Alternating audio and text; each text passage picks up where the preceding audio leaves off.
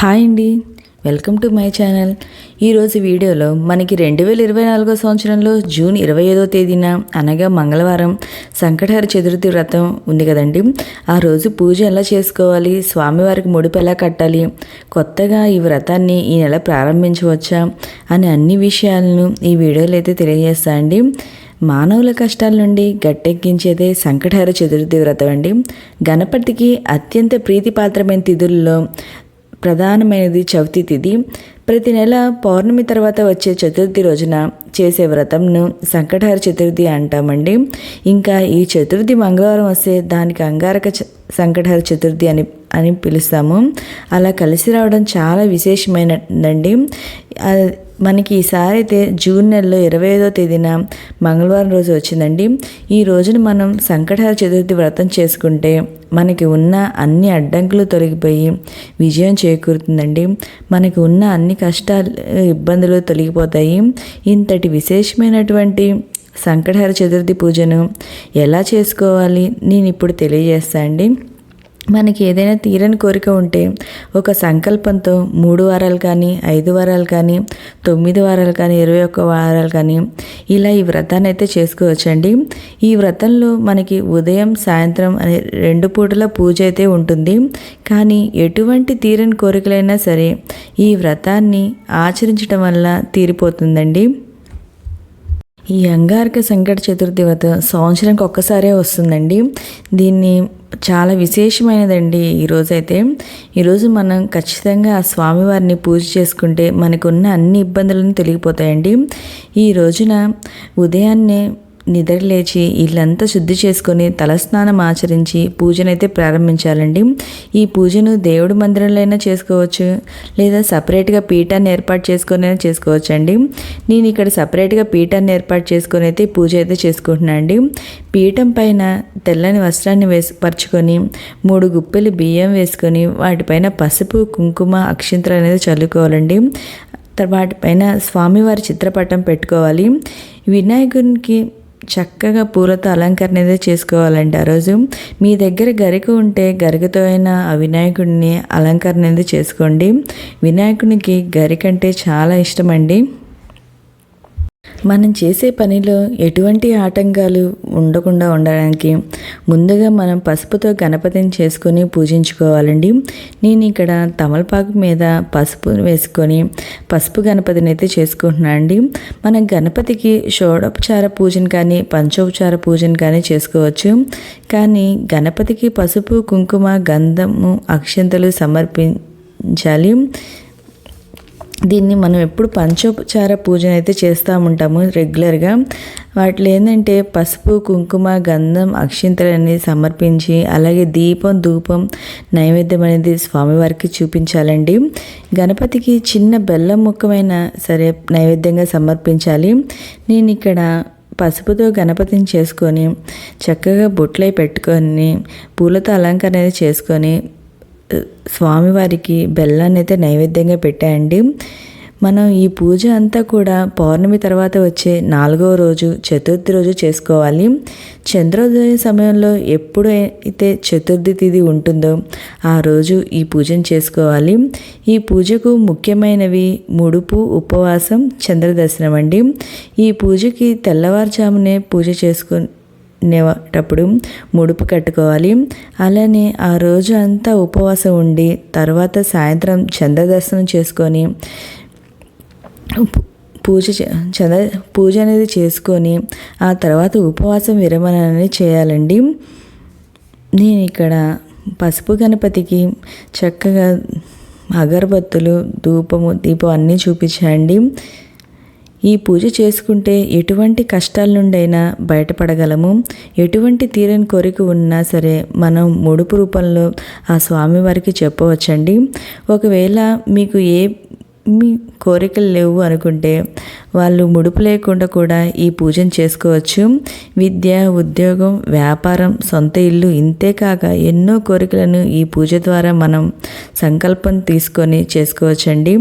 ఇప్పుడు మనం ముడుపు ఎలా కట్టుకోవాలో నేను ఇప్పుడు చూపిస్తాండి. ఒక ఎర్రటి జాకెట్ ముక్క అనేది తీసుకొని దానికి పసుపు గంధం బొట్లు అనేది కుంకుమ బొట్లు అనేది పెట్టుకోవాలి.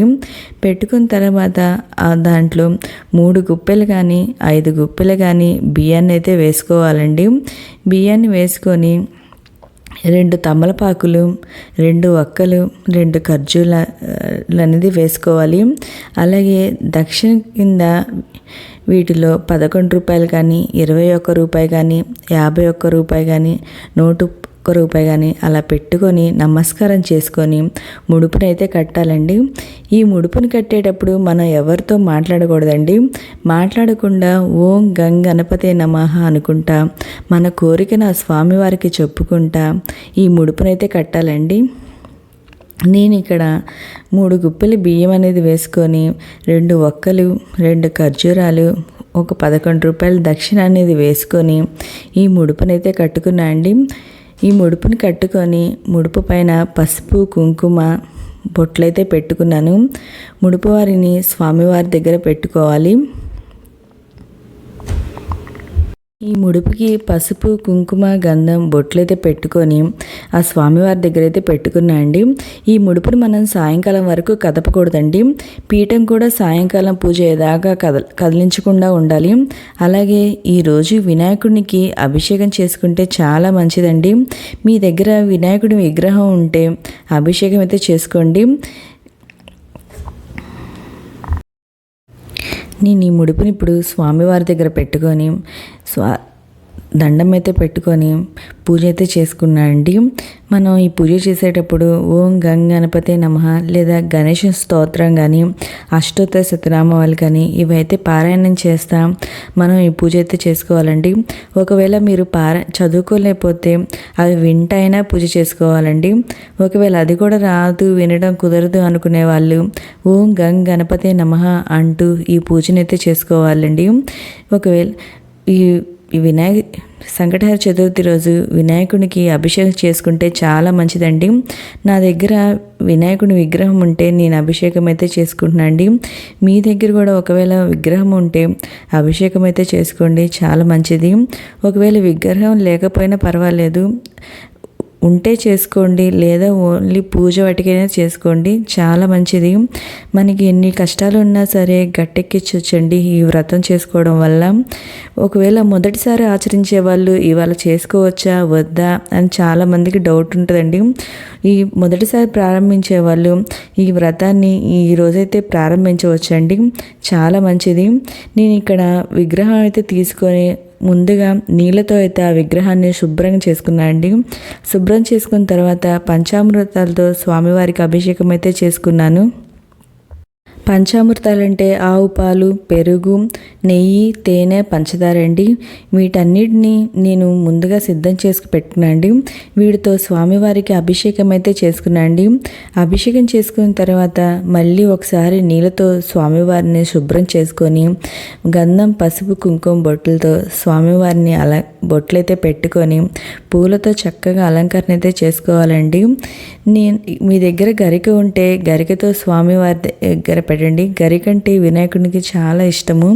నా దగ్గర ఇక్కడ గరిక అయితే దొరకలేదండి మాకు, అందుకని నేను పూలతోనే స్వామివారికి అలంకరణ అయితే చేసుకుంటున్నాను. ఇలా నేను చక్కగా అభిషేకం అయితే చేసుకొని ఇంకా మీరు పసుపు కుంకుమ వీటితో కూడా అభిషేకం అయితే చేసుకోవచ్చండి. నేను ఇక్కడ పంచామృతాలతోనే అభిషేకం చేసుకున్నాను. ఈ అభిషేకం తర్వాత ఈ పంచామృతాన్ని ఇంట్లో కుటుంబం అందరం ప్రసాదంగా స్వీకరించవచ్చండి. లేదా మీకు చెట్లు ఉంటాయి కదండి, ఆ చెట్ల పొదల్లో అయినా వీటిని వేయచ్చు. లేదా ఎవరు తొక్కని ప్లేస్ ఉంటుంది కదండి, వాటితోనైనా ఈ అభిషేక జలాన్ని వేయచ్చండి. మేమైతే ఇంట్లో అందరం ప్రసాదంగా స్వీకరించాము ఈ అభిషేకాన్ని, ఈ పంచామృతాన్ని. ఇలా నేను స్వామివారికి చక్కగా అలంకరణ ఏదో చేసి పెట్టుకున్నా అండి. గణేష అష్టోత్తర శతనామాలు చదువుకుంటూ ఇలా ముడుపుకి గణేషునికి పూజ అయితే చేసుకోవాలండి. ఇలా నేనైతే పూజ అయితే చేసుకున్నా అండి. పూజ అంతా అయిపోయిన తర్వాత ఆ ముడుపుని అలాగే ఉంచాలి, కదలకుండా. ఉపవాసం అయితే ఉండాలండి. ఒకవేళ నిజ ఉపవాసం అయినా ఉండకపోయినా ప్రసాదాలు అట్లా తింటా, ఫ్రూట్స్ అలా తింటా ఉపవాసం అయితే పాటించవచ్చండి. తర్వాత అక్షింతలు చేత్తో పట్టుకుంటా స్వామివారి వ్రతకథనైతే వినాలండి. వినడం లేదా చదవడం అయితే చేయాలి. తర్వాత స్వామివారికి కర్పూర హారతి అనేది ఇవ్వాలి. సాయంత్రం చంద్రదర్శనం చేసిన తర్వాత మనం మళ్ళీ స్వామివారికి పూజ అయితే చేసుకోవాలి. అప్పుడు స్వామివారి దగ్గర ముడుపును తీసి అందులోని బియ్యాన్ని మనం నైవేద్యంగా అంటే పరవన్నం కానీ కుడుములు కానీ ఉండ్రలు కానీ ఇవైతే నైవేద్యంగా చేసి పెట్టొచ్చండి స్వామివారికి. నేనైతే ఇక్కడ పొంగలిని నైవేద్యంగా చేసి పెట్టానండి ఆ బియ్యంతో. డబ్బులు పెట్టాం కదండి ముడుపులో, వాటినేమో స్వామివారి హుండీలో అనేది వేయాలి. మనం తర్వాత ఆ క్లాత్ ఉంటుంది కదండి, మనం నెక్స్ట్ ఇన్ని వారాలు అనుకుంటాం కదా, వాటితో ఇది ఉతికేసి మళ్ళీ అదే వాడుకోవచ్చు. కొంతమంది ఏం చేస్తారండి, మనం ఎన్ని వారాలు అనుకుంటున్నామో ఆ ముడుపుని అట్లనే ఉంచుతారండి కదపకుండా. ఇప్పుడు ఏంటంటే బియ్యం పాడైపోతాయేమో అనే విషయంలో ఆ రోజుకి ఆ రోజే అందరూ ఏం చేస్తున్నారంటే ఇది ముడుపులో బియ్యాన్ని ప్రసాదంగా వండేసి ఆ డబ్బునేమో హుండీలో అనేది వేస్తున్నారండి. స్వామివారి గుడిలో హుండీలో అనేది వేస్తున్నారు. ఇలా నేను ముడుపునైతే తీసేసి అందులో బియ్యంతో బెల్లపన్నాన్ని అయితే చేశానండి.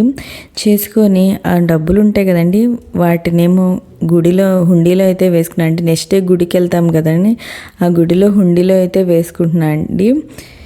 మనం ఇక్కడ ఇక తర్వాత స్వామివారికి కొబ్బరికాయ టెంకాయ కొట్టుకొని కర్పూర హారతి ఇచ్చి మనం ఈ వ్రతాన్ని అయితే ముగించవచ్చండి. నేను ఇలా చక్కగా ఈ వ్రతాన్ని అయితే ఆచరించాను. ఇలా పూజ అంతా అయిపోయాక మనం పీఠాన్ని అయితే కదిలించవచ్చు. ఆ రోజు మంగళవారం వచ్చింది కాబట్టి ఇంకా చాలా మంచిదండి పూజ చేసుకుంటే. అది సంవత్సరంకి ఒక్కసారి మాత్రమే వస్తుంది, అంగారక సంకటహర చతుర్థి అనేది. మనం ఈ పూజ చేసుకుంటే చాలా మంచిది.